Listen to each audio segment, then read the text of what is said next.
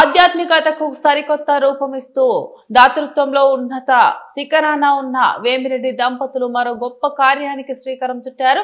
కలియుగ దైవం శ్రీ వెంకటేశ్వర స్వామి వారు వెలిసిన కొండబిట్రగుంట ప్రసన్న వెంకటేశ్వర స్వామి వారి కోనేరు పునరుద్ధరణకు తన వంతుగా 2.10 కోట్ల విరాళం అందిస్తున్నారు. ఈ నేపథ్యంలో ఆధ్యాత్మిక ఆనందాల నడుమ కావలి ఎమ్మెల్యే దగ్గుమాటి వెంకట కృష్ణారెడ్డి గారితో కలిసి ఆదివారం కోనేరు శంకుస్థాపన కార్యక్రమంలో నెల్లూరు పార్లమెంటు సభ్యులు Vemireddy Prabhakar Reddy, Kovur MLA TTD board member Shrimati Vemireddy Prashanth Reddy దంపతులు పాల్గొని శంకుస్థాపన చేశారు.